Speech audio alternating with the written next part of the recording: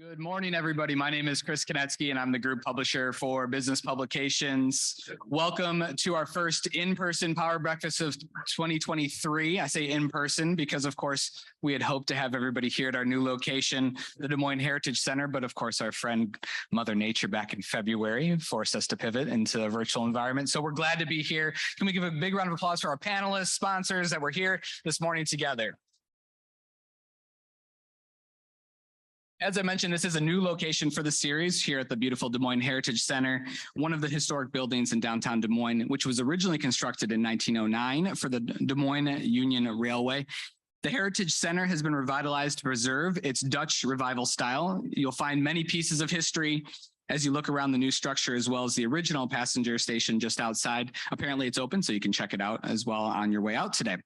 I also want to thank today's caterer. Thanks to Great Caterers of Iowa, any remaining food from today's breakfast will be rescued and shared with the Central Iowa Shelter Services. We're proud to work with vendors who work to support our community, especially when it comes to issues as critical as food insecurity. Our first Power Breakfast focused on how and where to look for workforce, which is, of course, a key issue affecting businesses across the region. Everybody's navigating that. Today's event is going to talk a little bit about the macro solutions leaders are looking at and betting on to ensure that we've got a rich, vibrant community that can attract and retain that workforce. We're going to be talking about placemaking today, and I've got no doubt that today's group of panelists is going to share some excellent examples and provide key updates on some of the projects underway that are going to help us do just that. I'd like to take a moment to introduce our three sponsors today, and we're going to have them give a little bit of a talk, and then we'll introduce our moderator today as well. So our first sponsor, we used to know as BKD, but after a recent merger with Dixon, Hughes, and Goodman last year, they're now collectively Forvis. Using their forward vision, Forvis is committed to prepare their clients for what's next. Joining us today is Nick Callison, Business Development Director at Forvis. Please give Nick a warm welcome.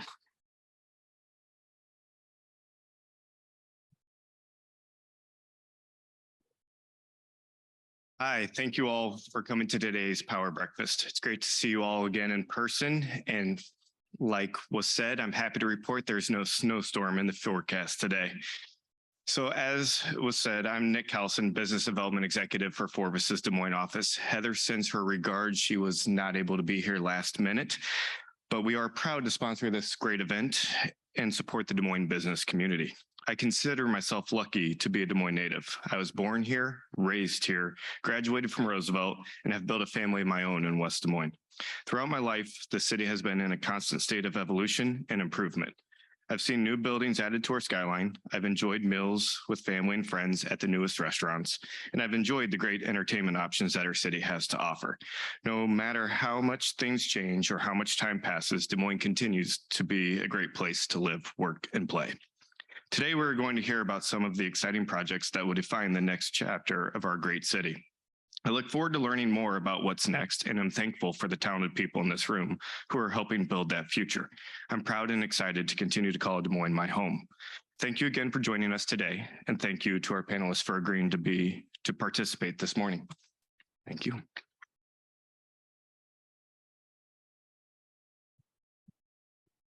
Thank you, Nick, and thank you for standing in today. I'd like to welcome a brand new sponsor to the series this year, Prairie Meadows. Through taxes, grants, charitable donations, Prairie Meadows has helped promote economic development, jobs, and tourism for nearly 35 years, contributing to more than $2.1 billion to the state of Iowa. With us today is Gina Vitrito, Director of Human Resources for Prairie Meadows. Let's give Gina a big warm welcome.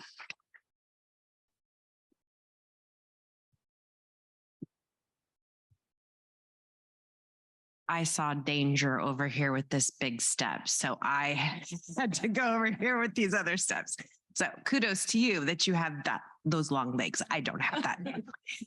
So good morning. Prairie Meadows is delighted to be a sponsor for today's Business Records Breakfast discussion on placemaking. Again, I'm Gina Vitrito, and I am the Director of Human Resources, and I'm proud to be a part of a talented and diverse group of 1,100 employees representing more than 20 countries and speaking more than 20 languages. Today, we continue to uphold our long-term goal of promoting economic development, jobs, agriculture, and tourism for the state of Iowa. As we grow, so does our impact. In 2022, we gave back in charitable giving over $42 million, bringing our total commitment to the community to $2.1 billion in charitable giving and taxes. Yay, rah. Yes. We are committed to investing in businesses across the state of Iowa and proud to say that 97% of our purchases are made here, equating to 180 million in purchases last year.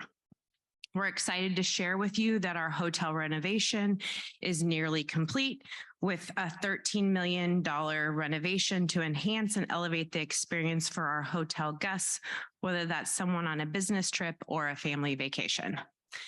Prairie Meadows Board of Directors has approved to invest another $13 million, $8 million in grants, and $5 million investments in the Des Moines International Airport. And as things change, what has remained consistent is Prairie Meadows' vision and mission to be a catalyst for jobs, economic development, agriculture, and tourism. We continue to be your partner to attract residents and visitors to our community and be committed to the quality of life projects that make our community a great place to live and grow a business. On behalf of Prairie Meadows, we are proud to stand with all of you as we work to make our community stronger. Thank you.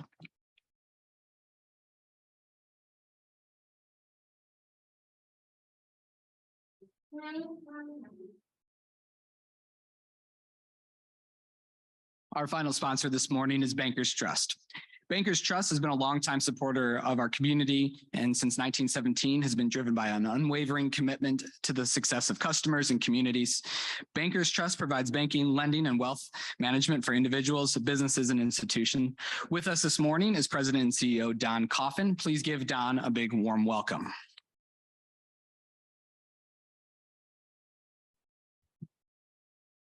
Thank you, Chris.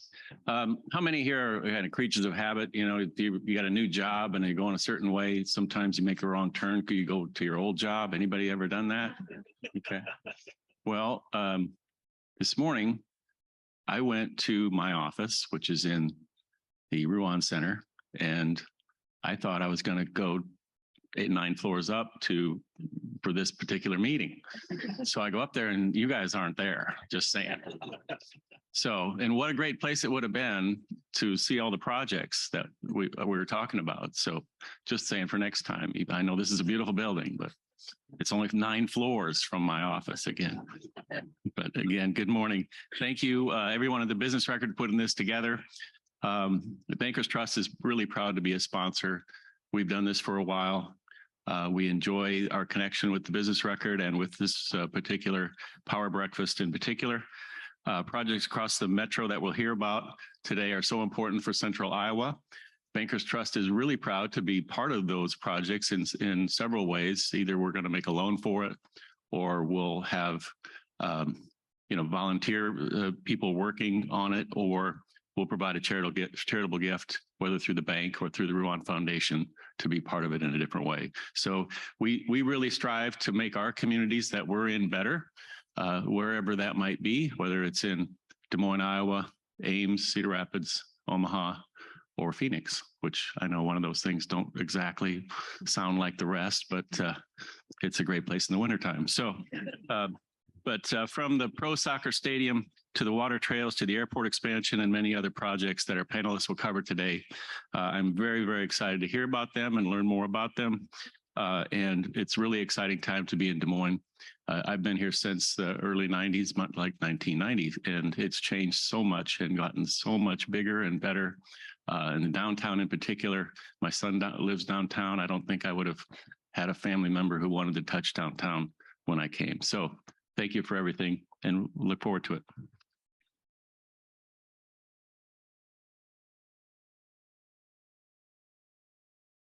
Thank you, Don, and the Bankers Trust, Forvis, and Prairie Meadows. Sorry, I almost got BKD, another mention in there. But a big thank you to all of our sponsors. Each of them, of course, play a role in helping make events like this possible, and of course, the projects and the events and things that we have here in this community. So let's give all three of the sponsors one more big round of applause this morning.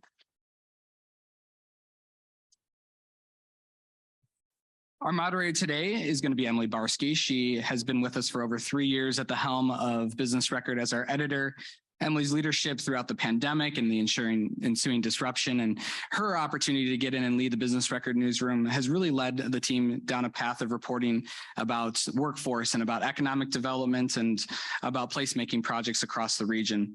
That's been key to her tenure and it'll be part of the backbone of the discussion today. So please help me welcome Emily Barsky to the stage.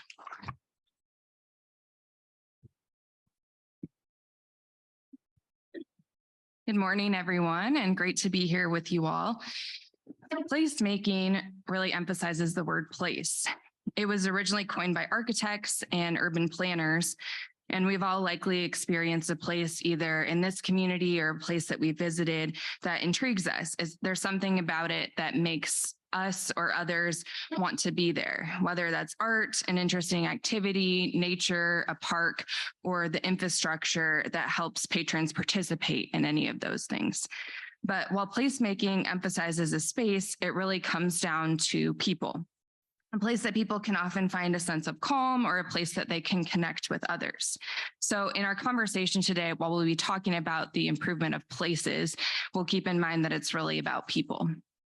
Today, we've got two great speakers who have worked on placemaking projects here and across the country that are going to each share a story to kick off our discussion. And after that, we have four great leaders here of local projects that are going to give us an update on those projects and talk about some of the challenges and opportunities with placemaking in our region. So we'll hear from our storytellers now. First, I'd like to introduce you to Molly Hanson, Conservation and Community Specialist at RDG Planning and Design.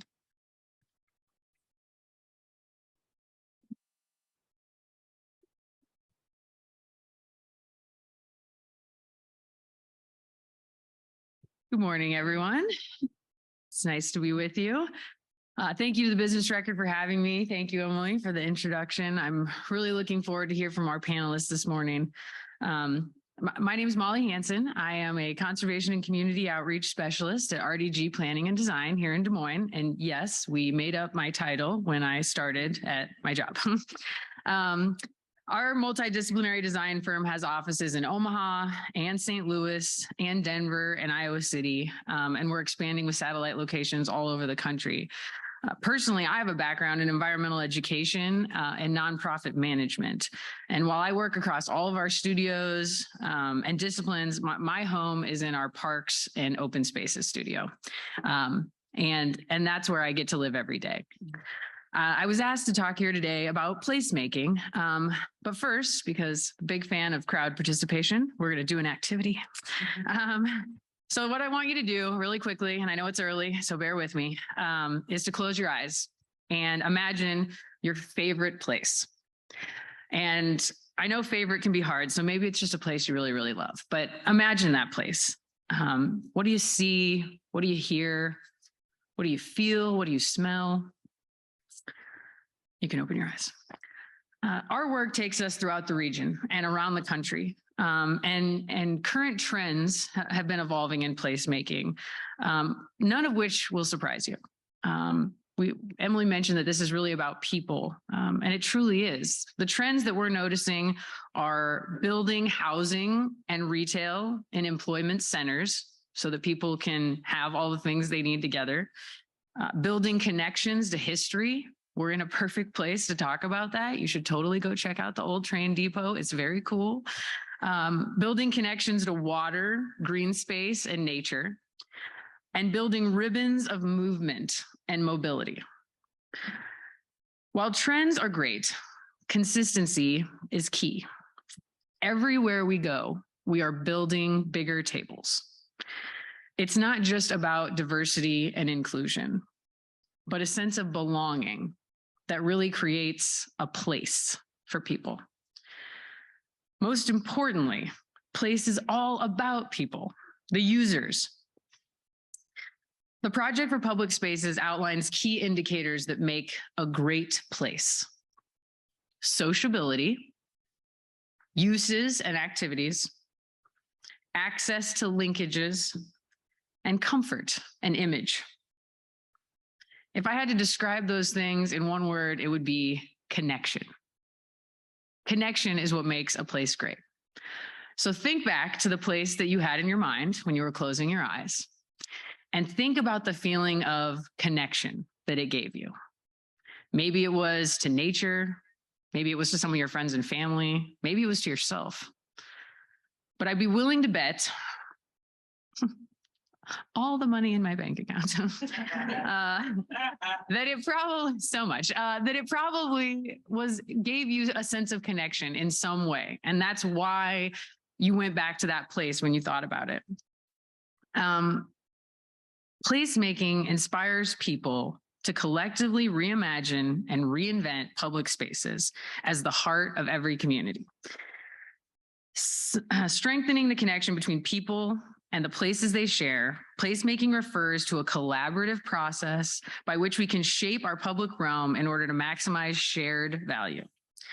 More than just promoting better urban design, placemaking facilitates creative patterns of use, paying particular attention to the physical, cultural, and social identities that define a place and support its ongoing evolution. I am fortunate to get to dive in on the front end of projects through public engagement and outreach. And my mantra always is to meet people where they are and help them take one step forward. Everyone is an expert in their own lived experience. And the most important part of my job, first and foremost, is to listen and to learn. Recognizing my privilege, I seek out groups that have been historically excluded from civic life and decision-making, and work to serve as a bridge that builds trust between marginalized communities and decision makers.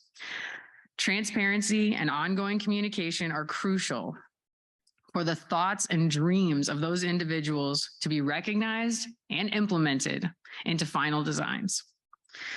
I would be remiss if I did not say that placemaking is not always something new and shiny.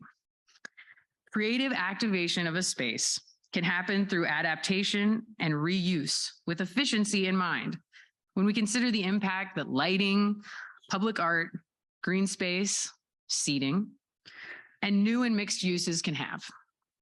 Everyone has the right to live in a great place. More importantly, everyone has the right to contribute to making the place they live great. In the midst of a climate crisis, it is our responsibility to move towards a more sustainable and resilient future for all of our neighbors. Through placemaking, community places not only become more active and useful, but they can become more welcoming for people of all ages, abilities, income levels, and backgrounds. We've seen positive examples of this all over the country, and it gives me great pride to see it happening right now in my own community, in my own neighborhood, in my own backyard. I was born in Des Moines, and by some miracle, I am still here with my husband and my family and my chosen family and my friends and my colleagues. There is plenty of work to do. And I look forward to rolling up my sleeves with all of you to create spaces for everyone to enjoy. Thank you.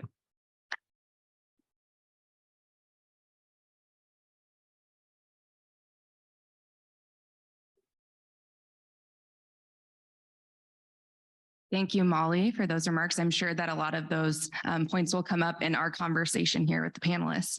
Next, I'd like to introduce you to Libby Crimmings, the president of Atlas Community Studios.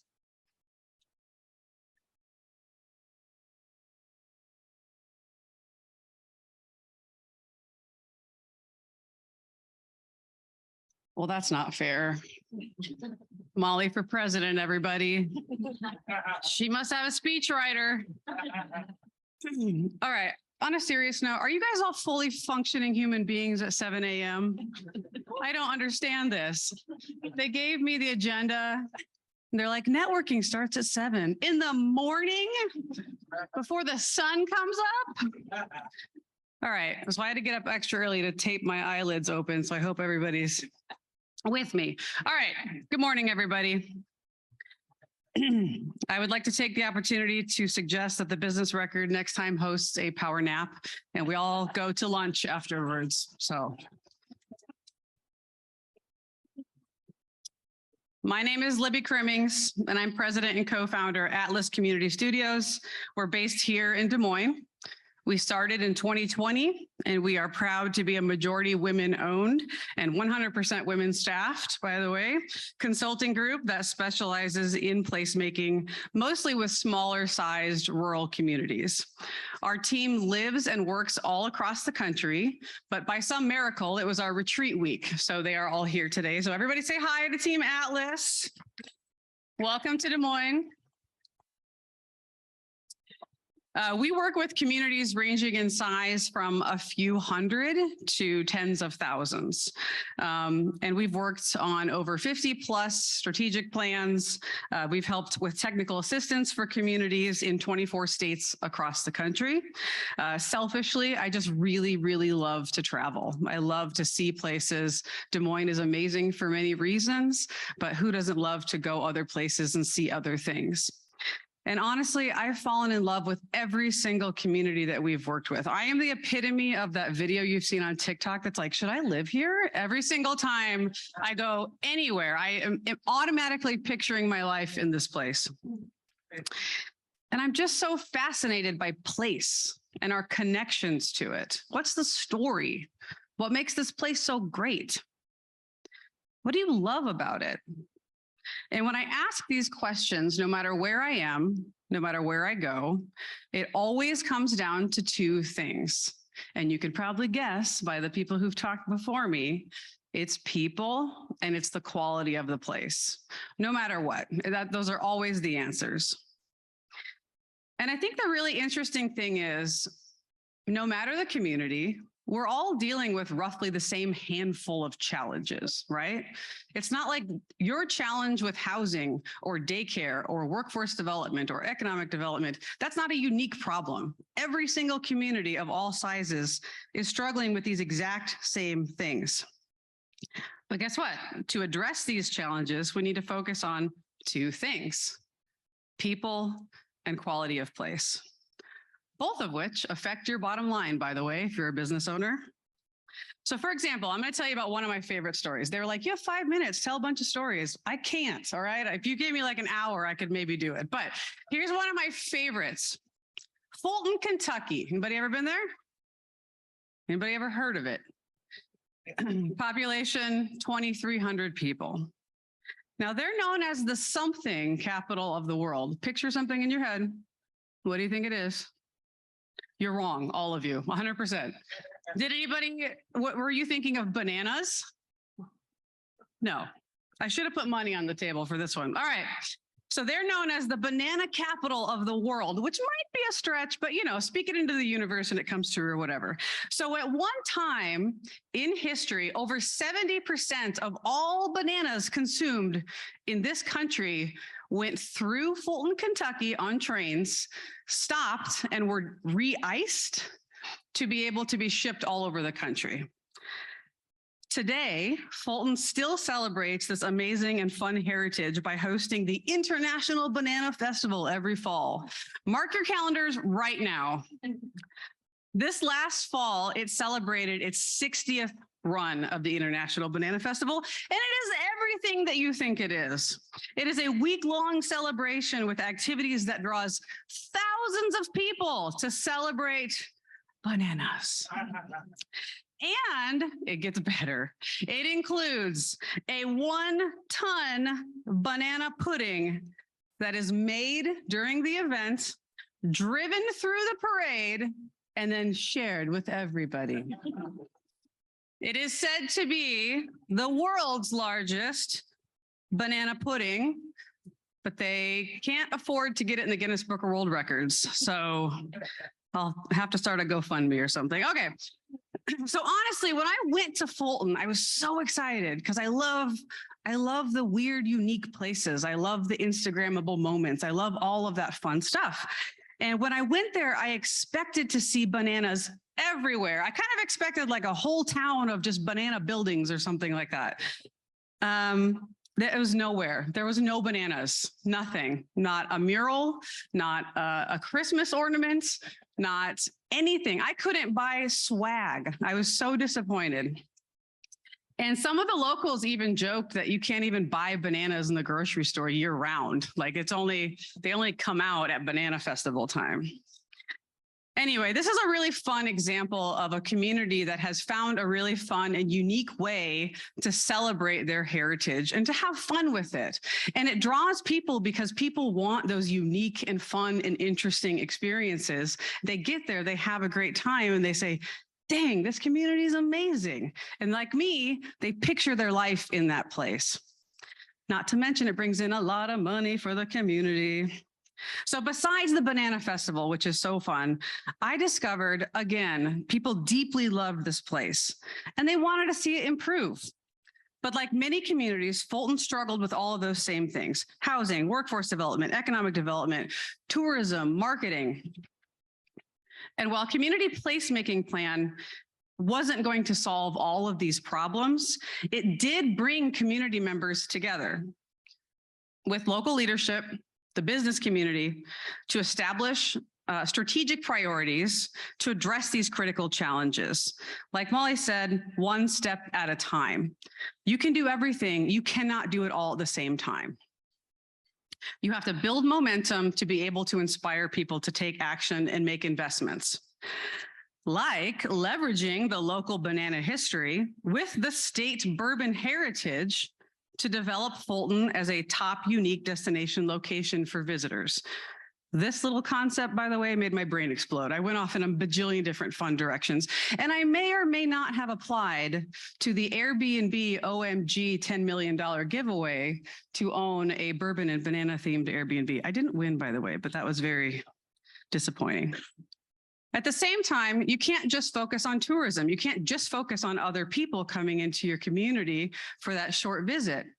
So Fulton also did a lot of effort around housing, daycare, supporting local entrepreneurs. It's not just about attracting businesses and bringing new people in. You have talent in your community. How do you support them, and how do you help local entrepreneurs to be able to be successful and start their own businesses? I mean, honestly, the plan was great, but the people were the reason they made it happen. And stories like this exist all over the place, like Cambridge Springs, Pennsylvania. Again, a little teeny tiny town. They're trying to be a river town, not a town with a river that runs through it. Sparta, North Carolina, one of the most picturesque mountain towns you can possibly imagine, with blazing fast internet, by the way, became a magnet for remote workers during the pandemic. But they are deeply concerned with making sure that they are maintaining and improving quality of life for existing residents. And Stevens Point, Wisconsin, who decided to name its entire strategic plan, People Are the Point. Because what else could the point be? Placemaking is honestly a really fun word, and it can mean a lot of things to a lot of different people. But it should always be people-focused, and it should never simply be a replacement word for development. It's about bringing people together under a shared vision, developing public-private partnerships to create change, and make the places we love better, stronger, and more resilient. The final story I will leave you with here. I'm like an hour in already? So who's been on a RAGBRAI? Yeah? All right. Do you still think Iowa's flat? The first time I rode RAGBRAI, I was a young teenager who was in very good shape. And I was like, cycling's easy and I can do it. And my dad left me on the side of the road and he's like, see you later. And I was like, I got this. And wow, it was much harder than I expected. I assumed the entire state of Iowa was very flat. And I'm riding my bike and I'm going along and having fun. And all of a sudden I'm like, why is this so hard? And why are people 50 years older than me just flying past me everywhere I'm going? And I finally realized I'm on a hill. I'm on a hill, but the incline is so low, I can't even tell that I'm on a hill. And what I learned is these are called bun burners. because it's a very slow slog up this hill that you don't even know you're on. You can't even maybe see the top of it. You're not really sure. And you're embarrassed at how slow you're going and your buns hurt. And people with very nice bikes are flying past you and you're on your Huffy mountain bike. And for a while, you're like, should I just stop? Should I just find a new hobby? Should I just get off and go home? And the most important thing in this moment is to not stop. It is to look back every once in a while and to see just how far you've come. Because it's really easy to feel the bun burner and to only see the challenge ahead of you. To not stop and take a second and look back and say, wow, I did all that. And sometimes I didn't even know I was doing it, right? So no matter the project, in addition to people, a plan, and a love for place, the final key to success, I believe, is to celebrate all the successes along the way. The big successes, the little successes, one step on that bun burner at a time. Because a place isn't made and then it's done, it's a process. And like a hill on Ragbri, no matter how easy or hard that hill is, placemaking takes work and it takes time, but it's worth it. Thank you very much.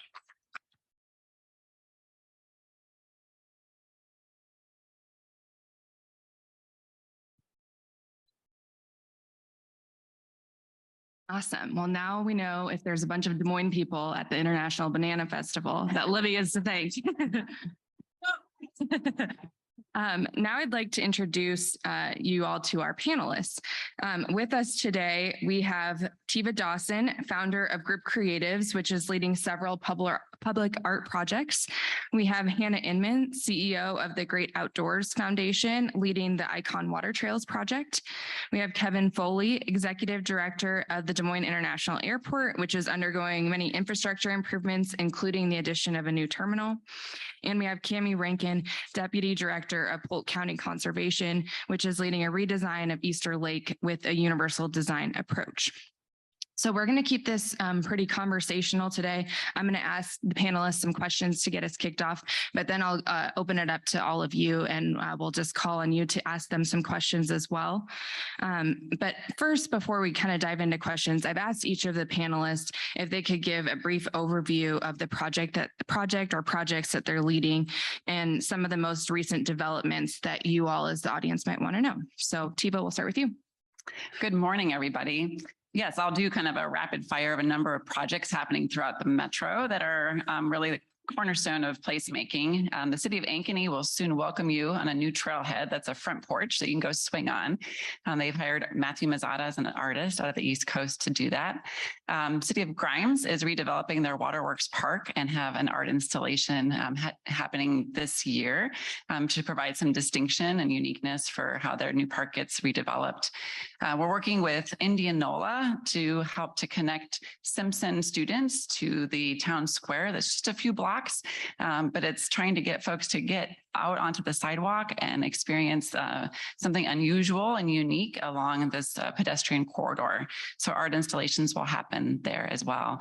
Partnering with Invest DSM to have artists bring some vibrancy to some neighborhoods in Des Moines. And some big ones that you'll probably see here in the next year or so are two new water towers that have hired artists for doing stencil work on Bondurant in the city of Ankeny. There couldn't be bigger beacons and bigger place to put some public art there. But I'm also excited about some of the ephemeral work. We have an artist, Rachel Muse Lambert, who's doing kind of a dance art disco at the Valley Junction Farmers Market. So again, it's the idea of kind of continuing to add spice and flavor to some of those existing experiences that we have. And one I'm really proud of is supporting the city of Topeka in commemorating the 70th anniversary of Brown v. Board, which will happen next summer. They've hired artists to figure out how to commemorate that in a unique, experiential, more than just kind of the usual ceremonial ways. And then really the cities of Indianola, Norwalk, Carlisle, Grimes, Ankeny have all recently completed public art master plans, which is essentially our placemaking plans. Waukee and Bondurant are in the middle of that as well. So you have communities who are very intentionally focusing on creating spaces that are welcoming, engaging, and beautiful. So I'm here to talk today about Icon Water Trails. And if you don't know, Icon Water Trails is a plan done by 17 different communities that will have over 80 access sites, over 150 miles of water trails here in central Iowa. To date, we have 14 active sites already on board, with 4 more coming on this year. We just recently had a groundbreaking a couple weeks ago for the Scott Avenue Bridge. And in just 30 months, the entire Raccoon River experience will be open, and you'll have whitewater rafting and surfing in between the Fleur Drive location, which is where Pro Iowa and Gray's Landing is, all the way down to Scott Avenue and then Harriet Street. Good morning, and thanks to the business record for the invitation. What most people don't realize is that the projects at the airport have been going on since 2015. The report that came out said that we needed a new terminal. Came out in 2014, and we launched in 2015, albeit on the south side of the airport. So if you haven't been on the south side of the airport, you should go down and look. There's been approximately $160 million of investment down there, much of it airport money. A few grants went into some road work down there and some private investment down there. But Signature Flight Support, for those of you who fly on private aircraft, has got a new first-class facility down on the south side of the airport.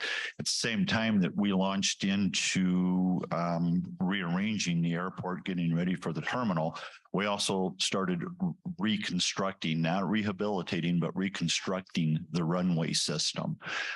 So far, we've spent about $200 million on that reconstruction. When we get done, which will be this fall, we'll have 2 runways that are brand new. Hopefully, no one will have to touch those again for the next 30 years other than general pavement maintenance. And I will give a word of warning this fall. That project is bid. It is the intersection which shortens both runways. The contractor has 34 days to get in, get it torn out, and put back in. So pray for dry weather from the last of August to September. So all the construction now on this project is in the east, what we call the east quadrant, up around the terminal area right now. So it's very visible to everyone who travels commercially. Monday, the second extension to the entrance road opened up. So when you come to the airport, if you haven't been out there, it will be a different entrance to you. But also, if you want to park in the garage, pay attention. There's a temporary turnoff to go into the garage. At the same time, a new garage or a garage extension, 1,100 spaces onto the extension of the garage has been bid, and it should launch this week. The bid's out there, and they should mobilize and get in this week. Under construction, and there's a lot of people in the room who are part of all of those projects, but also under development is the new terminal itself. 30% design is due June 2nd on that new terminal. We've been working at it for quite some time. It feels like to me, I've been working at all of this for a long time. The process that we're using for procurement or for development of that terminal is the construction management at risk process. That is a new process that's available to governmental entities in the state of Iowa. We're one of the first. And so part of the process is to make sure that we have all the T's crossed and the I's dotted for 2 reasons. One, there's a lot of focus on the project because we're one of the first individuals to use it. But number 2, just the size of the project has a lot of focus on it as well. So you will see for the next 4 years, a lot of construction up around in the terminal area, but when it's done, it's going to be great. It's going to enhance our sense of place. So Polk County Conservation has a 3-pronged mission. We provide outdoor recreation, environmental education, and the preservation of our natural resources. So we currently have, I would say, about 50 projects going on right now simultaneously. But the big one that I'm here to speak about today is the Easter Lake North Shore project. I know sitting in this room today, we actually have a lot of donors and others that have been involved in that project. It's very exciting.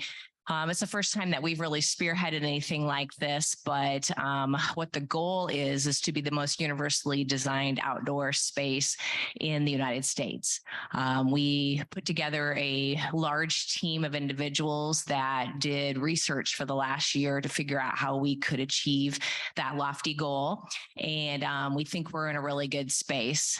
So really what it is it's water-based. We want to provide boating and swimming and fishing and paddling and all the different types of outdoor recreation that you can do for not only for all abilities, really.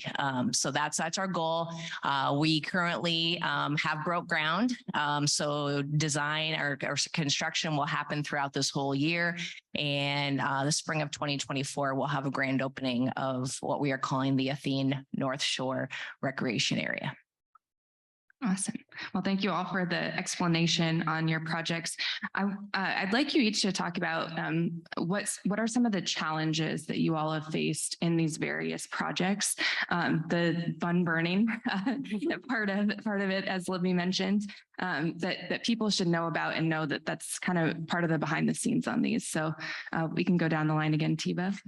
I thought we were supposed to go the opposite ones. I think when we engage artists or doing new projects and placemaking, often it is stretching people into new places and doing new things we haven't done before. And I find that sometimes for our community, when we do new things, it's uncomfortable if we haven't seen it modeled somewhere else already, haven't experienced it ourselves. So just this idea that innovation and tackling new things, sometimes we'll have its failures. Sometimes we just have to say, like, let's give it a go, even if we don't have all the studies to prove that it's necessary. So I think just the idea of like being okay with newness and discomfort or not knowing for sure how it'll turn out. That's the biggest challenge when we've even brought in artists for simple murals that were beautiful, but it wasn't an artist they'd seen locally. And so it just was hard for even folks to kind of transition over to that. So again, I think just being okay with discomfort and trying something new. I think with Icon Water Trails, it came at such an interesting time of the growth of Central Iowa. And then, of course, you throw in COVID and inflation. That's its own other set. But really, Central Iowa Water Trails, which became Icon, was one of the first regional outdoor recreation initiatives within our area. And it really caused our communities to have to collaborate on a different way. Have to share a vision of what outdoor recreation means, not just to West Des Moines or Ankeny or Bondurant, but what does that mean for your residents? Because they're not just residents of one particular place. They're living and working in multiple places, and you can drive 15 minutes and have a totally different experience. So transitioning from, sort of that vision of just a single community to we are a region for outdoor recreation presented its own challenges. And we really tested that mettle as we went into COVID and an inflation while we're trying an inflation economy while we're trying to build projects, which Kevin can probably talk more about that. But that also allowed us to build together a better vision. But I would say that that was one of the biggest challenges that I think in the long term benefits the future of Central Iowa. Yeah, probably the biggest challenge, which is, very obvious, is inflation and now increasing interest rates on this project. But even before the inflation kicked in, one of the challenges was we have what's called a terminal area forecast, which is just a forecast of passengers coming through the terminal. And we were growing so fast at the airport, in large part because the metro area was growing so rapidly that the forecast was way off. And while we thought we had a lot of time, that we didn't have to move into a new terminal until 2027 was the earliest that we were going to need it. All of a sudden, pre-pandemic, 2019, we were there. We needed the terminal now. We were out of space. And more importantly, we're running out of space to park airplanes. So that was the first hurdle. Forever, the aviation industry is going to be measured as pre and post COVID. Just like it's measured pre and post 9/11. And I don't know what post COVID truly looks like yet because it hasn't settled. We don't know what that new norm is. But of course, you get on the backside of COVID and the passenger traffic has come back, albeit in large part, it came back leisure travel at first. Business travel was slower to come back, and business travel is back now, but we're back growing and again.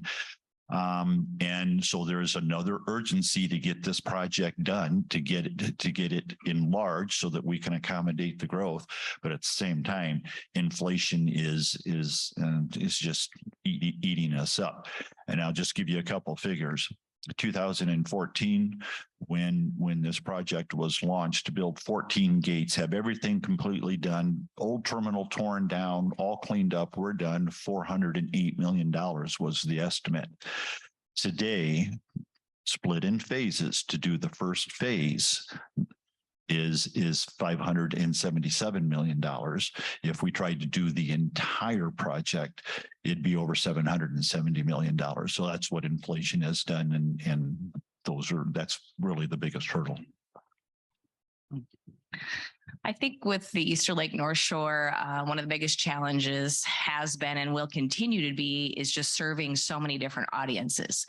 The park already sees over 1 million visitors a year, so it's a very popular park. And we know with this development, obviously it will be bringing in a lot more audiences. And our goal, of course, for this space is to really connect all audiences. And so that's been a challenge. As I mentioned earlier, we had a great team in place that has really done a phenomenal job of trying to make sure that we have things in place, for those that are blind and those that are hearing impaired and those that have mobility issues.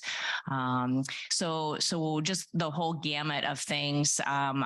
We have various things incorporated into the projects to accommodate people of all abilities. So I think that's been a big challenge that we've had to sort through. And then once the park opens, is trying to manage, all of the expectations of people and making sure that there's programming times and then non-programming times in times and places that everyone can enjoy different things.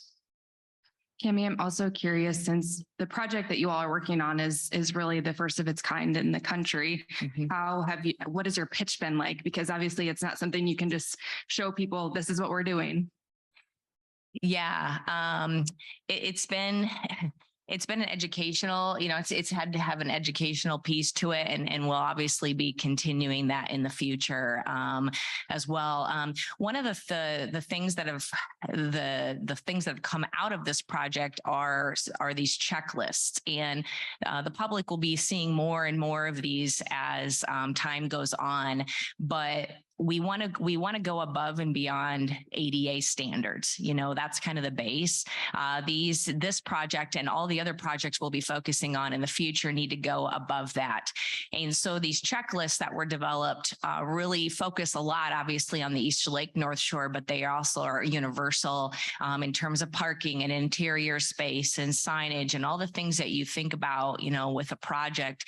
How you can really elevate yourself to do better, and involve all different types of people. So that's the educational piece that we look forward to sharing with the public and taking on the road and going to conferences and not only in the state of Iowa, but obviously throughout the United States, so we can get more designers and agencies like ourselves on board to design projects to better serve all people.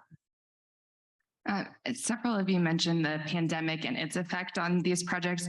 Hannah, I'm wondering from you, the water trails was in the works and planned before the pandemic, and especially the parts downtown. Downtown has drastically changed with the pandemic. So I'm wondering, how does water trails fit into the new downtown plan and the new things that are the new focus here?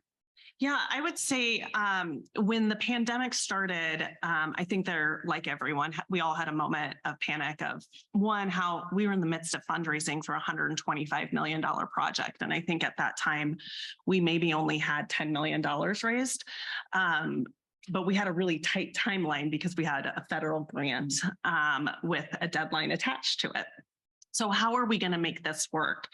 And I think pretty quickly within the pandemic, the sense of place that nature and the outdoors provided became such a vital part of everyone's pandemic story and their survival through that, from a mental health, a physical health. It became a crucial part, and it reminded us how crucial nature and being outside and recreating was. And it gave a lot of people new hobbies to try in that time to have a new expertise. I mean, I think we're just now catching up to the shortage of kayaks. I think even, 6 months ago, you still were on a waiting list to get a kayak, no matter where you ordered it from. So for us, it underlined the necessary value of what we were doing. It's not just a nice to have. It is a defined need that people have, is to be able to be outside, be in nature, and be at peace. And we found that people were moving to areas where they could do that. And so all of a sudden, civic leaders, business leaders understood at a cellular level that we had to be able to offer this in our place. And as we look at downtown and what's happening, as people are moving around and people are coming back to work and things like that, having an amenity where you can go surf at your lunch hour, like you do in Boise, Idaho, or Columbus, Georgia, all of a sudden becomes a very attractive reality to activate downtown, to bring people downtown, but also as a selling point for those businesses that are staying downtown. So we see it as a vital part of what this post-COVID Des Moines looks like. And for every one person that's interacting in the water, studies show that 8 to 9 are on the banks watching it. And so we see it not just for attracting workforce and retaining, but attracting tourism. And study after study shows that people that are moving to Des Moines always come here first, whether they're visiting a convention or coming as a tourist. And so we see this as playing a key part in getting people in Des Moines to visit here, to move here eventually, just much like the skate park or Wells Fargo Arena or many of the other things that we have. Teva, would you say the same thing has happened with public art and attracting people during the pandemic? Yeah, I think when people can there's so many remote workers, you can work anywhere. You're going to go to places that not only have affordable housing, but have something unique happening. And so people do want to live in spaces that feel authentic and unique. And so they might be choosing a little town like Carlisle because they're celebrating their own unique character. So yeah, I think communities really felt like we have to have a strong arts and culture component to our community because it's one of the key things that'll attract people, as well as the natural environment. So definitely, I think communities have been leaning in more towards placemaking, not pulling back from it since the pandemic. Yep. And Kevin, I know the airport is a part of individual attraction to an area, but it's also part of business attraction. How are you all, especially with the pandemic, looking at the business travel or other commercial aspects of it? Well, any airport, and this one especially probably is nothing more than an economic tool. It's an economic engine. So connectivity, when we talk about connectivity in placemaking, we look at it a little bit more larger. If you think about how you travel, the first thing you look at is ticket price, and competition with airlines is what keeps ticket prices down. The second thing you look at is convenience, and you can define convenience any way you want to. If it's a 10-minute drive to the airport as opposed to a 2.5-hour drive to a different airport, that's a convenience factor. But primarily, it's the nonstop flights. Nobody wants to connect if they can avoid it. So increasing our city pairs, the amount of connectivity that we have through the airport on nonstop flights, and doing it as inexpensively as we possibly can for the passenger are the two primary goals. But that goes to the quality of life as well for those who are traveling on leisure travel. attracting talent. While we know that this community is one of the fastest growing communities for millennials. And if we're trying to attract talent, millennials expect to be able to travel. They expect to be able to travel inexpensively. It's just, they don't even consider anything else. It's just they expect it. So being able to provide that is very, very important when we're talking about talent attraction for business as well. Thank you. Do we have an audience question? Yeah. My name is architect in Philadelphia Design. We're having a very serious conversation about exciting projects for Des Moines, right? So I got a two-part question. The first part is, when we're nearing the finish line on these projects, when we hit that finish line, what do we think Des Moines, from an outsider's perspective, is going to be known for? What are people going to think about when they think of Des Moines when we cross the finish line on these transformational quality of life projects? Right, Jay?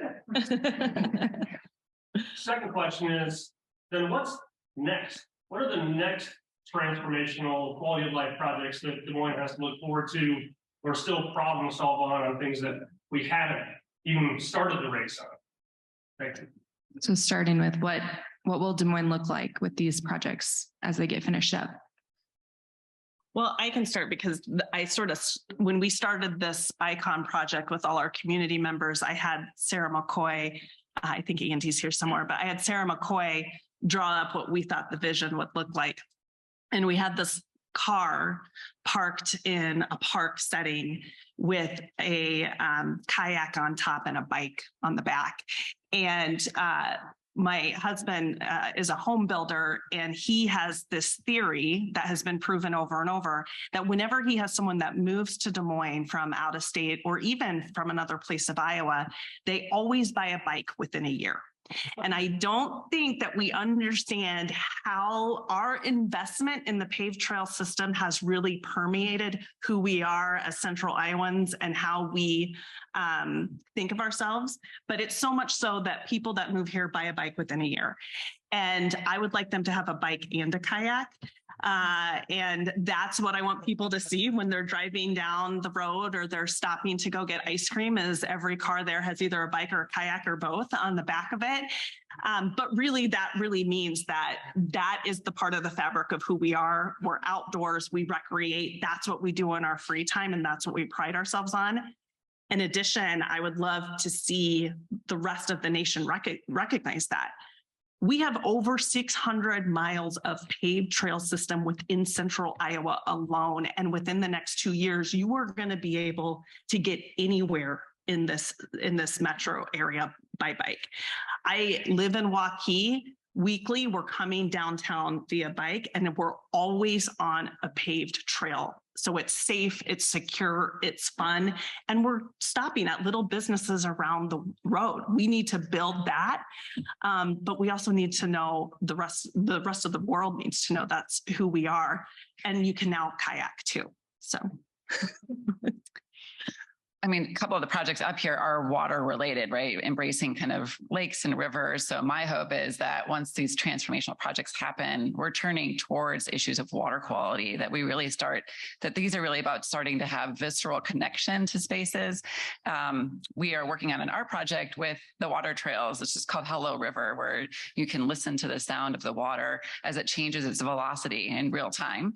And it's the idea of just tuning in. That's what I think the invitation is for placemaking, is tuning in and feeling deeper connection to our spaces, with the hope that connection, that deeper connection, sometimes visceral when you're in the water, will turn towards action and turn towards people having, a relationship that then moves towards policy changes as well. And I also think for the future, where we need to lean into next is really that placemaking on a small scale. Big projects you want to get behind the big ones, but people are so socially isolated. They need to have a sense of connection. And sometimes that's happening on a real neighborhood level. We're working with Waukee right now on a public art plan, and we heard over and over how much their sense of community is at a cul-de-sac level. And how do we help people start to engage on that level, and everyone? So I think that the other challenge then is just equity, how to make sure all the folks who live in our community have access to and are celebrated in all these placemaking projects. And I would say, just to add on that, I think that what Teva alluded to it's just not just to recreate or to have these placemaking, but it's to move to the next step. I mean, much of what Libby and Molly talked about, and what really Cammie talked about of the universal design, we're using that where that will become our norm. We're using those checklists as we evaluate new projects. So once we accomplish these transformational things, we just don't stop there. We keep going to the next level and holding ourselves to a higher standard based upon the work that many have already done. Yeah, I can jump in. Of all the projects we've done over the years, this particular project is the one that we have received the most calls, emails, texts, all those things from so many people that are so genuinely happy that someone is stepping forward and creating spaces that everyone can enjoy together. It's amazing to me. Everyone is touched in some way, by individuals that have disabilities, or veterans and that have disabilities, and a lot of other user groups. And so we know that this is hitting home for so many people and so many families. But like I said, the stories come out of the woodwork about how excited they are that this is happening. And really what it does is it makes Central Iowa a great space. It makes it attractive for, companies trying to, entice employees to come here, and keeping younger people here. I think that with all of our projects, that encompasses that. And I'll talk about the airport, but first I want to share with this panel. About 6 or 7 years ago, my wife was after me to buy a bike. That she wanted to go buy bikes, and I wasn't really on board. I thought we would never use them. And I remember telling the salesperson, she said, "So tell me what kind of biking you're going to do." And I finally said, I don't think we're going to use them. So basically they have to look pretty good hanging on the wall. And as usual, I was wrong. My wife was right. Already this weekend, in one of the publications, they had the best patios in the metro to go to. And the first thing that we did after that publication came out was check to see which ones were on a bike route, so that this weekend we could go probably stop and get a beer first, and then stop and get lunch, and then come back and get another beer. And it's the only way to bike. Yes, that's. The question started out with, as we crossed the finish line on these projects, I will tell you the airport is a long way from the finish line. This is phase one. It's the first phase. It's the phase we focused on those pieces of the terminal that caused the most stress, that caused the most delay. And that is the primary processing area for passengers, the ticket counters, the screening of bags, the screening of passengers, and in the inbound bags, which a lot of people never even get to see what happens when they check their bag, or see behind that curtain, the Wizard of Oz type, what goes on back there.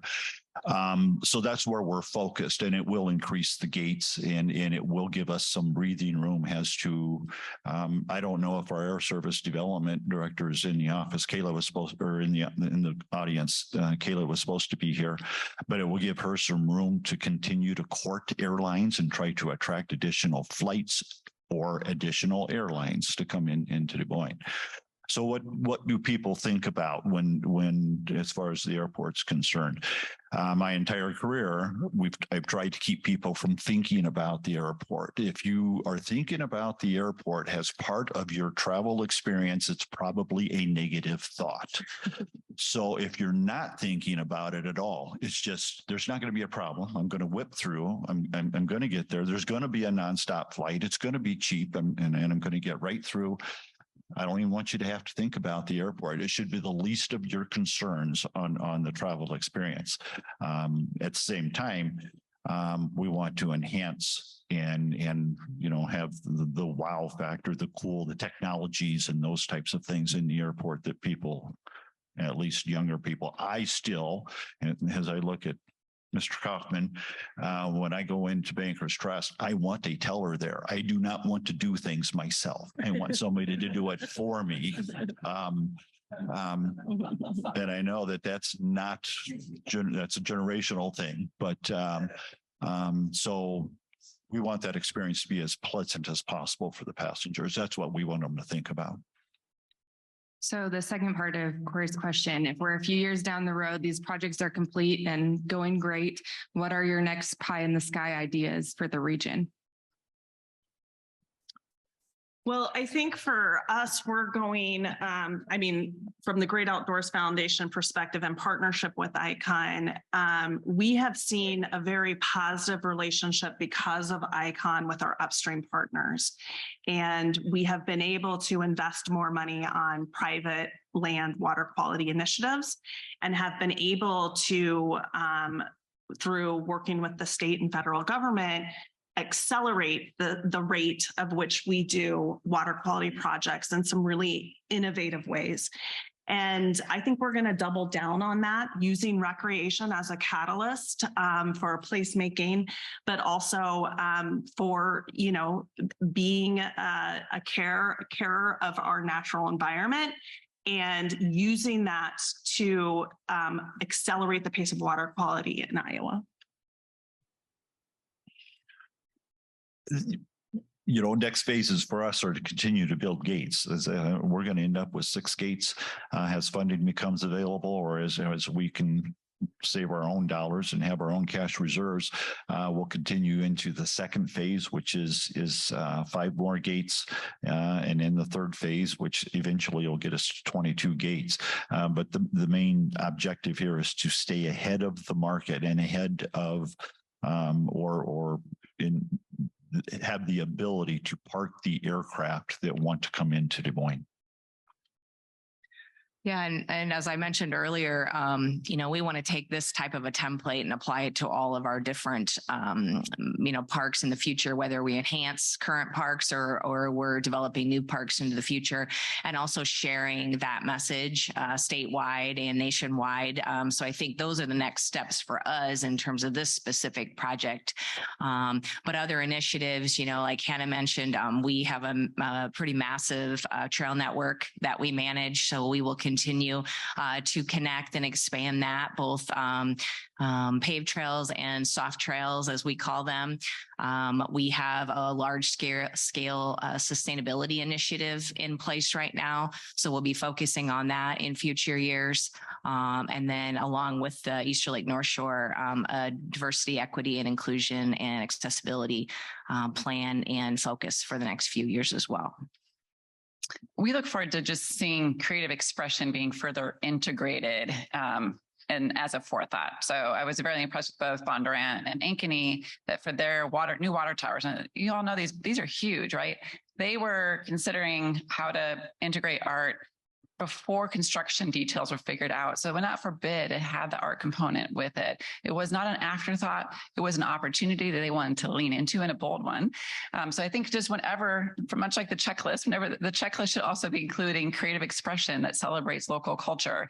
And how do we make sure that that is part of it? Because that's when we go to a place, we know when it feels authentic. And that's what we need to continue to build when we're building buildings, parks, roadways, whatever it is really looking for from the start, how does this feel like a unique space, and how can we integrate artists to make it feel that way? Those all sound great. I'm disappointed nobody mentioned a fruit themed festival, though. Banana festival. Do we have another audience question? Christy?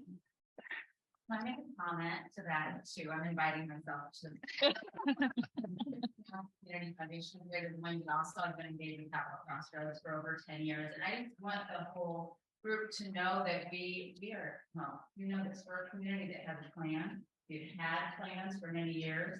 And we've embraced regional planning as well through Capital Crossroads. And we are in the midst of looking ahead to 2040. So when you talk about what's next, I mean, there are many, many voices that have been at the table for many months now, and we hope in the next couple of months to really release what that plan looks like.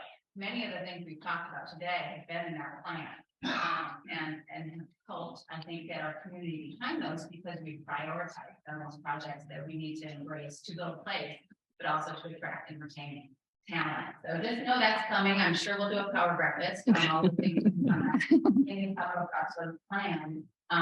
But you know, we're already getting it. So we'll get there. And I would say with Capital Crossroads, that was a crucial part. So the MPO did the engineering study for Icon Water Trails in 2017, and no one person or entity or community owned that, right? It goes across 17 different jurisdictions. And I would say the community partners of the partnership, the Community Foundation, Capital Crossroads, Polk County, Des Moines, coming together to launch that was one, it validated the project. Two, it brought the right resources in.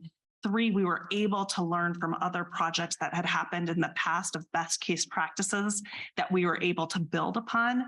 But I really feel that this project, Icon Water Trails, could not happen at this level in any other community but Des Moines and Central Iowa. And it's because we have those community plans, we have such strong community partners, and we have a business community that is willing to step in and be that private partner in such a huge way. When we were during COVID, when we were like, what are we going to do? And we were at 10 million. That's when the business community came in and said, we believe in this. And we believe in this at such a rate that we're going to put our own money on the line, and we're going to urge our federal and state partners to match that. And so raised over 30 million privately. And right now we're sitting just at under 100 million total fundraised for these first parts of this project. And it was because of Capital Crossroads, that vision was in there, but it was also the partners around Capital Crossroads. So we are very grateful, and we pay attention and participate at a high level in those planning processes because we are a community that if we put a plan to it, it happens. Could the rest of you weigh in on the business community's role within these projects? Yeah, I echo what Hannah just said. The business community has been vital in so many of our recent projects. You know, I think of the Jester Park Nature Center, the Lauritzen Skate Park that just opened. Obviously, Easter Lake North Shore will be moving into Sleepy Hollow and the renovation of Sleepy Hollow Sports Park. There's so many things. You know, simply said, we can't do it alone. You know, these private partnerships that we've created over the years have been incredibly pivotal.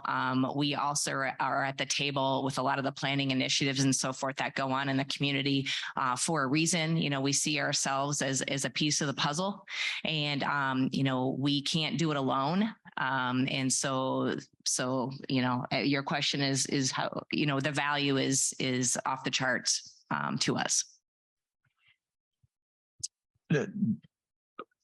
Forever, not forever, for the last 10 years, when I would go to a conference or to my colleagues would say, wow, Des Moines is hot. What are you guys doing? You know, what's your secret for success? And it was just always the growth of the community or the growth of the business. And I tend to focus on business travel more than leisure, right or wrong, but it was just, you know, the growth in this community. But as far as businesses go, business leaders serve on many of the individual governmental bodies. And this project, the project for the terminal, we went in front of 20 governmental entities and Prairie Meadows, so 21 entities, and asked for help financially. We asked for a piece of paper from them that said that they would commit dollars and that they did not need a seat on the authority board. 20 communities stepped forward and provided that funding in that piece of paper, which I just think is volumes. And today I literally have people calling me saying, how did you do that? And the short answer is we asked. That's the short answer, is we asked. People understand the value of the airport. They understand the economic impact of the airport, and it was really a pretty easy ask. But it is very, very uncommon, at least from an airport perspective, for that to have occurred. I think for the business community, it's not just the financial support that can provide, but really modeling.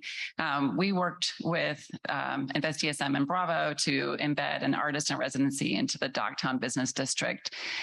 So businesses were welcoming an artist in to help them innovate with no specific end goal. Just we want to add vibrancy to a commercial business district, and allowed that artist to unfold what that could mean for everybody after listening. So the idea of bringing artists and creatives into the business sector to innovate. We don't know where that goes sometimes, but it's just another, it's just a different brain power. I mean, I think artists are the true innovators, really, and to have them have a seat at the table to help everyone innovate on the new ways of doing things. It isn't always have to end up with a mural, right? It could just end up with innovations in how you do your work. To model that for the rest of us, that sort of integration would be key. Do we have another audience question? Yeah. All of you at some point today have talked about the teams of people and the partners that you're involved with. Can you rewind a little bit and talk to us about how those people got a seat at the table and how you went out and found the appropriate leaders to make sure that everyone who needed a voice in these projects had a voice and was there to provide their expertise? So the question was about how at the beginning folks were brought to the table to start on these projects. And I can start because our process is very, very prescribed. I mean, when we have federal funding, and we do have a lot of federal funding in almost all of our projects, it's either a request for qualifications is where it starts, publicized, people submit their qualifications, and then it comes into an evaluation process. And in this case, in every one of the situations, the team was brought together after interviews, and so, but it's either that process, an RFQ or an RFP process, where it's evaluated and generally an interview, or it's a simple bid, and then you're required to take a low bid to bring those folks on. So that's, again, ours is a very prescribed process. You know, ours started with a feasibility study, and that's how we've started a lot of our, I guess, campaign type projects. So those are invaluable. They gauge the temperature on your project. They see what you're missing. And there were a few things with East Lake North Shore we were missing. We were focusing too small. We needed to focus bigger. That's the time that they brought up, you know, a partnership with the Harkin Institute and some of those key players that ended up being a part of our project. So that I would say a feasibility study is a great place to start. That also helped formulate who would be on our leadership team. And, you know, those approximately 25 individuals obviously represented a lot of corporations, a lot of agencies and so forth in the community that helped to pull this project together in the end. I think a book could be written about how we've done collaboration at different areas. It's something that we've always strove for and has been put within, you know, the founding documents, the bylaws, and a lot of our processes. That doesn't mean that we always reach the standard we're holding ourselves to.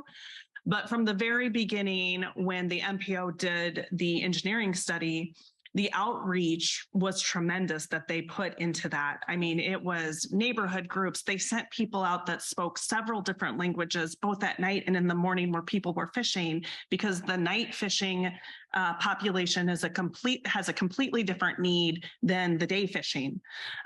So we were very intentional at different steps. And then, of course, the partners that were involved, I mean, Community Foundation, Capital Crossroads, the partnership, Catch Des Moines, they have their own ways, right? They have their own boards, they have their own committees, they have their own outreach that we were pulling from. They were really the ones that were bringing those people to the table. From the beginning, we kind of highlighted what we thought our biggest obstacles were going to be, and we organized committee structures around them. So one was inclusion, which included also accessibility, and water quality was one of them that we formed committees about, so that we didn't shy away from what we knew our obstacles were. Instead, we put the structure around them to make that part of the solution. Obviously, there's a lot of homeless displacement when you're working alongside the rivers, especially right now. So people from the homeless service industry are part of our committees. We have regular meetings with them. And that means that we're working on solutions in those areas too, right? We can't, we were just talking to lead DSM about some of the programming they're doing. Whenever you do some sort of transformational or community problem solving initiative, there's always either unintended consequences or it creates another issue, and you just can't ignore that. You have to embrace that and use that for your next level.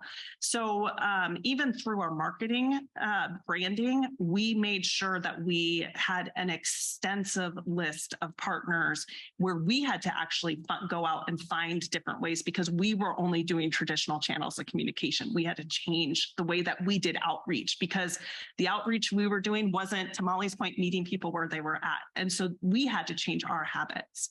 That doesn't mean that we always hit that mark of what we want to do. And so we make sure we have pauses. We make sure we hear criticism when it comes that way, and don't just, put up a defensive mechanism for it. You listen to it, you evaluate it, and then say, how can we address this? And accept that, right? Accept that it's going to be messy. Now, from the other part of that question, I kind of heard, and maybe I'm inferring a little bit, is how do you get to be at the table? And I would say that's a really important thing in this community, is that don't wait to be asked, just go and ask to be part of it. Because all of us would, anyone in any one of these situations wants more people around and wants more people interacting. And certainly that's how the Great Outdoors Foundation got involved with ICON. We asked to be part of the process. But this is a great community. I've never been in a community where I can call Connie Weimer, Don Coffin, any of these people, and they're going to sit down and have, a meeting and coffee. And always the first thing that Connie Weimer says is, what do you want to do and how can I help? And that is the tradition that is embedded in the society. And for those leaders that are coming up, I think that's the key to the next phase of Des Moines. Also add just that I feel like whoever's leading projects like this, and certainly on the team that I have, we're good listeners. So when we move into a community to support them and bringing a placemaking plan and creative expressions, we're trying to listen to the people and what's unique about those communities and making sure that we're building off of that. So we're building off of our unique river system when we're doing water trails. We're not trying to just copy what's being done somewhere else. In terms of one example of how we've made sure the circle feels like it's continually bigger. We were invited by Topeka and their Convention Visitors Bureau to do the art concept development for the commemoration of Brown v. Board. So while that was a very big institution with the CVB, we made sure that as we solicited artists, so those that were developing concepts, they were all artists of color that we were working with. And then they met with community members to hear their own experience of Brown v. Board. There are still people in Topeka who were the first classes that went in after desegregation, and they had a lot to share. And so just listening and creating space always for those conversations for people to be able to talk and talk freely and be safe doing that, I think is hugely important. And then you said to listen and sometimes be willing to change course based on that as well. Teva, I know we were talking about this before the program, but one of the things that you mentioned is that placemaking doesn't have to be new, shiny, beautiful. It can be those pockets within your neighborhood that attract you. Could you talk about that a little bit? Well, I mean, I always use an example, my neighborhood of Waveland Cafe, right? Like that to me is a good place to talk about placemaking, that sometimes it isn't the shiny new things that we build. It can be a hole in the wall that just creates good community. And I think that's what sometimes is hard, because you can't always build it. And it is really about the people that animate those spaces. I've started to use the word collective effervescence, if you've heard that. It's a new term being made. And it's kind of that idea of social cohesion, that we all experience a sense of joy when we see kids playing on a playground, right? Or when we go to a music festival, when we are together with people at a music concert or a sporting event, that there is a whole different sense of connectiveness that we feel. And I think to be able to create spaces like that are really important. And it's about how those places feel programmed, feel welcoming to everybody. Because I want to go to places where people are at, and then if people are there, businesses will start to come, right? So those things start to cascade. But it really is about creating spaces that feel comfortable, as was mentioned, beautiful, welcoming, and have some activeness happening to them. And so I think just always paying attention, that doesn't have to be the big things, that things can happen in the little spaces within neighborhoods as well. And I think that's going to be increasingly important to pay attention to. Thank you. We're about at time to wrap up our program already. So while I give our speakers chances to share one final thought, I want to let you know about a couple of upcoming events that our company has. On Wednesday, May 24th, we'll have our Women of Influence honoree announcement live on Facebook. On June 1st, we'll host our virtual Project 515 discussion focused on retail. And on June 8th, our sister publication, DSM, will host Discover Diverse Des Moines at the Des Moines Botanical Garden. All right, so a final thought from you all. Teva, do you want to go first? Final thought. One thing I've been thinking about, I think you asked earlier, what's the role of the business community? And I would ask the business community, what is your role when it comes to fostering and nurturing awe?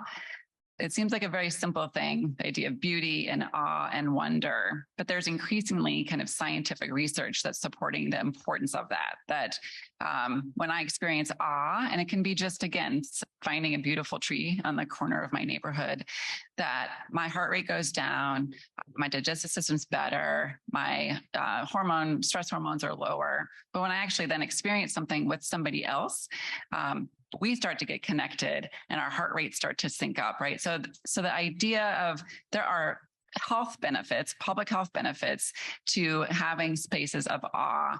And not only when we feel awe and we're more relaxed, we're actually more open to the collective, to other people. And so in an era where we are seeing a sense of isolation and divisiveness really as an epidemic, we really need everyone in all sectors to step up and start to cultivate spaces of wonder and awe, because we can really now start to measure the benefits of that as well. I would say that we've had sort of a golden era in Des Moines the last, 20 years, much due to people in this room and out of this room. But there's a shift going on, right? We're post-COVID, almost post-COVID. We are dealing with all sorts of new challenges with the economy.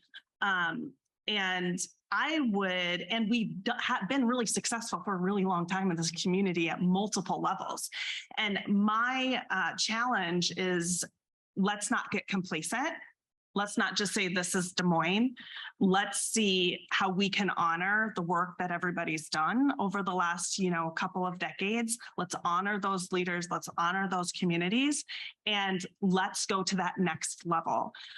And even though it's going to be different, that doesn't mean that we can't make Des Moines even a better place than it is now. And so that's my whole mantra, is don't get complacent. Let's keep dreaming and keep doubling down in the people of this community. Yeah, I would say, if you, as you're sitting at the table, if you look to your left and look to your right, probably somebody at that table has had something to do with the development at the airport and the success that we have experienced thus far. That sense of awe that we're talking about. I was just on a meeting yesterday where they're doing some really neat things with some art, some interactive art to keep people calm as they're passing through. But at the same time, budget is driving almost everything that we do. So as we move forward, we do want that sense of wow, we do want that sense of place, but we also have to keep in mind that budget was there. And so as we develop this, and I know we're driving the architects nuts because we want things that we can't afford like everybody else. We want the Cadillac and we can afford the Impala. But we are moving forward there. And the last thing that I would suggest is over the next 4 years, the terminal is supposed to be, this first phase of the terminal is supposed to be done in the fall of 2026. Schedules of project this size probably won't stay on schedule. So I'm going to say the spring of 2027. There's going to be a lot of changes and a lot of disruption at the airport.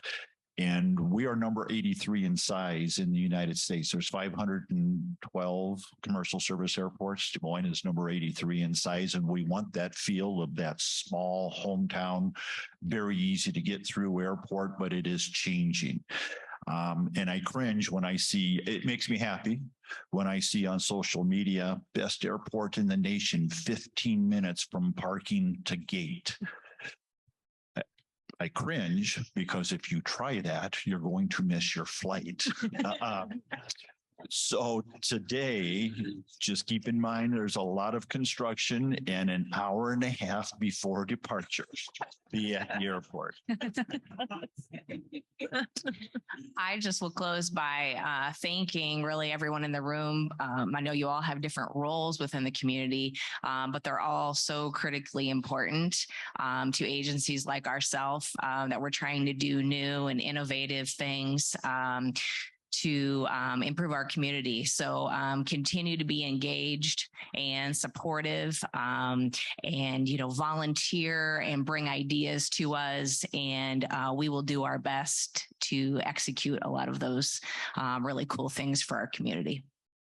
Awesome. Well, thank you each for being here and sharing your thoughts. And thank you, Molly and Libby, for getting us kicked off. And of course, our audience for being here and our sponsors for making today possible. We hope you have a great rest of your day. And thank you for being here.